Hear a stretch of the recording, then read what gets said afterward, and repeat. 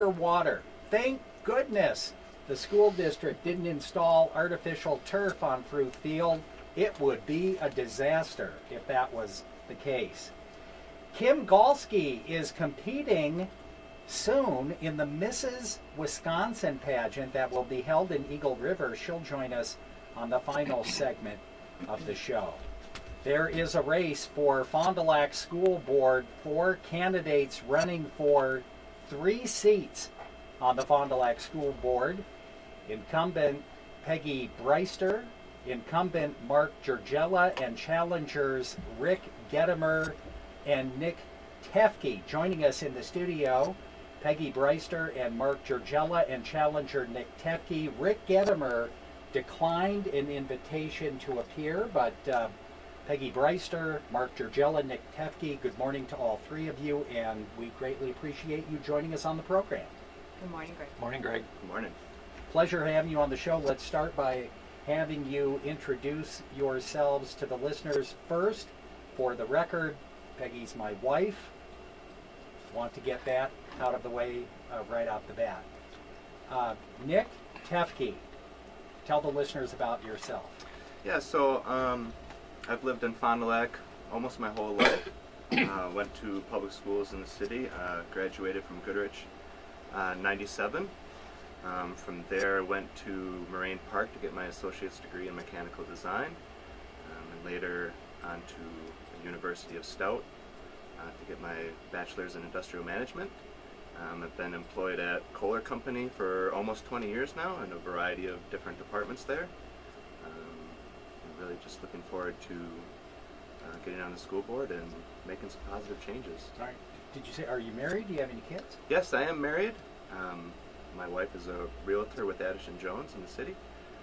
My son is in 6th grade at STEM Institute. Does he enjoy that? He does. It's a really great school, and he really enjoys the atmosphere and the way that they learn and teach over there. All right. Peggy Breister, tell the listeners about yourself. Peggy, again, full disclosure, is my wife. Thanks, Greg. My name's Peggy Breister, and as you said, I'm seeking my 2nd term on the Fond du Lac Board of Education. I am a product of the Fond du Lac School District, and we also have 2 children that graduated from the Fond du Lac School District. My background is journalism. I was at the local newspaper for almost 3 decades before making a career change. I now work in marketing and communications at the University of Wisconsin in Oshkosh. All right, and Mark Georgella, tell the listeners about yourself. Good morning. I'm Mark Georgella. I first was elected to the school board in 2011, been re-elected twice and seeking 1 more term on the board. I've served this community since I've lived here as a uniformed police officer for many years, and also served on the city council, twice being president of that body and twice being president of the school board, and would like to continue on the school board for another term. All right, well, let's start there. Tell the listeners why you are running for another term on the school board. Well, right now I'm running for another term because I like the direction the school board is headed with the school district. Over the last number of years, most people in the district have experienced a tax decrease because of our actions, and our school oversight has improved, and I think this school board has also made strides in improving the relationships that may have been harmed during Act 10, reconnecting our staff with our administrators, and I want to continue down that route. I think we're headed in a good direction. All right, and Peggy, tell the listeners why you are running for a 2nd term. I agree with a lot of what Mark said. Personally, I think I bring a questioning mind to the board when there are things that I think we need a little bit further explanation on, or we need to delve into a little more deeply. I'm not afraid of asking those questions so that we can all understand where we're going. I've been a strong advocate for transparency, and as part of that, I serve on our communications committee, where we're looking at how to strengthen the communication between the district and not only internally but externally, so that we can make sure we're doing a good job of getting the good news out about the district as well as maybe the things that aren't so good. The last reason, well, there's many reasons, but one of the most important reasons right now is since we're in the middle of the referendum process, I do want to see that through. I think that's an important thing for the district. All right. And Nick Tefke, why are you running for the school board? I'm running because I think there's a lot of exciting things going on in the school district. When you look at things like the ACE Center at the high school is a really great program that's just coming online. Like Peggy mentioned, with the referendum, gives us hopefully the ability to touch all of the public schools in the next 3 to 5 years. I think that's really exciting. And I think there's also some challenges in the school district that we need to focus on. When you look at our levels of food insecurity in the schools with the children, I think there's some challenges there that we need to address. All right. Rick Gedimer has declined an opportunity to appear on this program. He's declined repeated attempts to comment and to appear on this program. But he has spoke at several school board meetings, and he started speaking following an incident a little more than, I want to say 3 years ago now, when there was, I think you could describe it as hysteria at the high school caused by a student's Snapchat post that resulted in hundreds of high school students staying away from school. They took the post as a threat, regardless of whether the student who made the post meant it as a threat. That's the way other students at the high school took it as a threat. And Richard Gedimer started speaking at Fond du Lac school board meetings, I believe shortly after the board ended up taking disciplinary action against that student. But we'll come back, and I want to get your reaction after you hear from Richard Gedimer, who was speaking at a public school board meeting from June of last year. Richard Gedimer, 49 Aurora Lane in Fond du Lac. These comments solely represent myself as a tax-paying resident of Fond du Lac School District. These comments represent no other person. Dear Lord, the Holy Spirit come down upon those Did who you will witness a historic expel that event, student? to open their hearts Or to not? hear the words No. spoken tonight. Okay. I That ask was, this Did you take any disciplinary action against him? there, Today, I present the can't say. final Oh, okay. but Okay. You can say it. class of 2018. These forgotten students had spent 2 years walking the halls and observing disconnected, sad students. One day, these forgotten students didn't eat their lunches and sat at a few tables with complete strangers. The forgotten students talked about being friendly, stepping outside of your comfort zone, and saying hi to strangers in the hall. One forgotten student arrived home that night and was questioned by his parents why lunch was not eaten. The student told the story. The father said to his wife, "Our child's first Christian mission was done right here in Fond du Lac." Now, as Paul Harvey would say, the rest of the story. Later that night, a Fond du Lac police officer knocked on the door and wanted to interview the student. A parent had reported to the police station a concern about a revolution.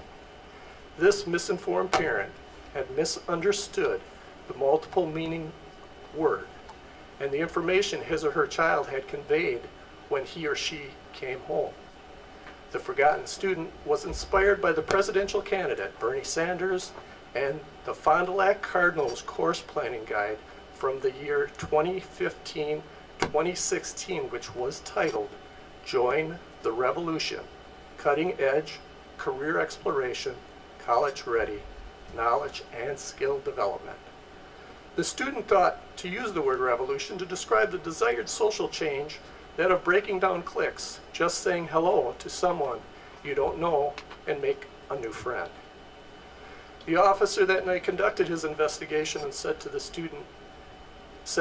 the student should be commended for what the student was doing at the high school. The mother looked at the father and asked if the child should go to school the next day. The father said, "Yes, this is foolish and it is finished." The next morning, the situation would be investigated by a second police officer who would say the student did nothing wrong. Later, Both students were suspended, one student for being a perceived threat. Later, because police found that the student did nothing wrong, the school administration moved to expel the forgotten student based upon causing a disturbance where 1,000 students left or stayed home. The parents wondered, how could a disturbance be caused when the student did nothing wrong and said nothing wrong? The student had communicated to a very small group.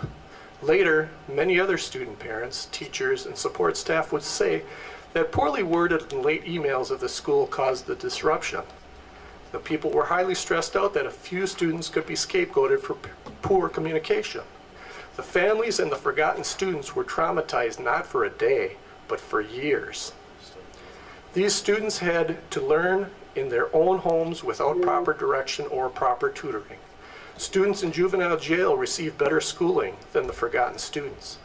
Today, this tax-paying resident recognizes these forgotten students and honors any others that did not graduate from high school this year because their stories or their parents' stories were not heard. A taxpayer proclamation. Whereas these forgotten students kept with the tradition of fondly pride. Whereas these forgotten students kept in the tradition of great citizenship, which should be a symbol for all students. Whereas these forgotten students kept in the tradition of inspiring leadership by assessing a situation, analyzing the information, determining a plan, and implementing a plan. Whereas these forgotten students took a social risk and found out that the societal impact of how others' reactions, sick mental thoughts, and unbridled emotions can influence a situation. Whereas these forgotten students learned the truth based on facts is not always the deciding factor when it comes to life matters. Whereas these forgotten students did nothing wrong when others were allowed to gossip freely and spread false information. Whereas these forgotten students learning that taking risks can lead to complete and total destruction of what one sees as life. Whereas these forgotten students suffered and were persecuted just like Jesus and just like the Jews. Whereas these forgotten students learned how to recover and rebuild a broken life, broken spirit, and broken soul. Whereas these forgotten students, the information presented by Richard Gedimer is for the sole use of those in this room, those currently viewing, and those that will view the school board via school board media link. Any republication in whole or in part in any media form outside the school board media link of Richard Gedimer's comments is expressly forbidden and protected under the United States Public Policy Copyright Laws 94-553. These comments are protected as a part of a greater tangible work written by author Richard Gedimer. Anyone seeking to publish any portion must submit their request in writing to and obtain written approval of Richard Gedimer. I pray God that the spread of false beliefs, gossip, rumors, and the destruction of young innocent lives ends with the conversion of hearts, truth, love, and faith. I ask this through your Son, my Savior, Jesus Christ. Amen. All right, Richard Gedimer, and he was speaking at a public meeting. That's why we aired those comments. That was at a public meeting. So I want to correct one thing I said. The student was not disciplined.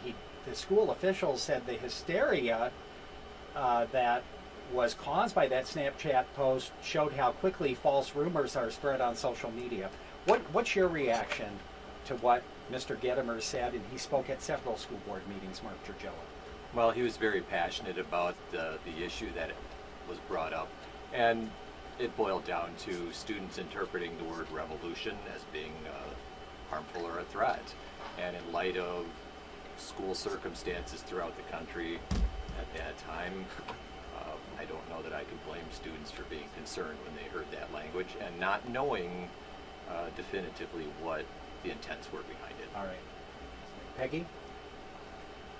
Well, I agree with Mark. I think the next morning, I think when all of that was happening, I spoke to one of the parents that was involved, and she told me when she saw her son brought it to her attention and she saw it and she actually reported it to the police. She was, very shaken by it and not really sure what it meant. So I think that's kind of what we're up against, and things spread very quickly on social media. And I will admit, I think, I'm not the kind of parent who keeps my child home from school, but I did allow my son to stay home that day as thousands of people were leaving. And I just think it caused a huge disruption. Even though the student, in the end, did nothing wrong. Nick Tefke? Yeah, I'm not familiar with the particulars of this specific case, and I think I trust our school officials and our school resource officers to investigate any situations like that, and do what's best for the students and the staff and the teachers. All right, the Fond du Lac School District and City of Fond du Lac continuing negotiations over the funding of school resource officers and the possibility of cutting a position if the city doesn't pick up the cost. Currently, the school district splits the cost 50-50 with the City of Fond du Lac for 5 school resource officers, 2 in the high school, 1 each in each of the 3 middle schools. Peggy Breiser, I'll ask you this question. Should the school district be picking up the cost of these officers during the summer when school's not in session? And I'm going to answer solely as myself. I'm not speaking on behalf of the board. I do think, I question why we would be paying for officers to be working in the summer when school is not in session, although the plan that we had negotiated with the city would have 2 officers staying through the summer and 2 would not. A long time ago, the city had a program where they put an officer in a residence on the west side of Fond du Lac. And they did that because they felt it was a problem area and they felt that they needed to have a stronger presence there. They didn't then come to the residents of that neighborhood and say, okay, you have extra presence here now, we're going to make you pay for that. I understand that the district benefits a great deal from having officers in the schools, and there's really a lot I could say on this, and I know we don't have a lot of time, but I think if there is a need for, and I believe there is a need for officers to be in the school, the officers are doing the job that the city is paying them to do. And while the district over the years, it has ebbed and flowed how funding has taken place, I think we were looking for something that seemed a little more equitable. All right, Mark Dragella. And I too will speak on behalf of myself. This is an unsettled issue yet.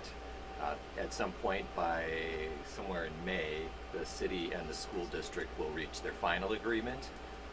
There have been a number of proposals put forth. We've looked at other districts and it ranges all over the map as to how these are arranged and how they are funded. Some being entirely funded by the law enforcement agency, some entirely funded by the school districts. So there's no standard model. It's whatever you can agree to and what suits your needs the best. Nick Tefke? Yeah, and I haven't been involved in those discussions, obviously, not being on the board. So I've only heard, through other school board members and, what I've seen in the media. I think we have the right team working on this, the right committee, the right, people involved in making those decisions. So I think we can come to a good solution, and hopefully moving forward, we can kind of communicate that to the community a little bit better, so there's not misinformation about that. I'll get you out on this. Why should people vote for you? And in your final answer, your thoughts on the school referendum coming up as well. Yeah, so I'm out there, I'm supporting the referendum. I think it's a really good time, and I think I've been through 11 of the schools on the school tours, really getting a feel for what the schools individually need, and I think there is a lot of needs out there for the infrastructure. And like I said, I'm out there talking to voters, every day, every weekend we're out knocking doors, and I'm really hoping to kind of, communicate more about what the school district can do and what they do. So that's why I think you should vote for me. All right, Peggy Breister. I support the referendum, both parts of it. I think that you need to take care of your schools, and I am hopeful that a lot of the things that we're doing will actually build stronger learning environments for our students, and to me that's the most important thing. As far as voting for me, if people like what I have to say and they like the way I have represented myself on the board and the decisions I've made, I would just ask, I plan to continue to do that. Mark Georgella. I also support both questions of the referendum.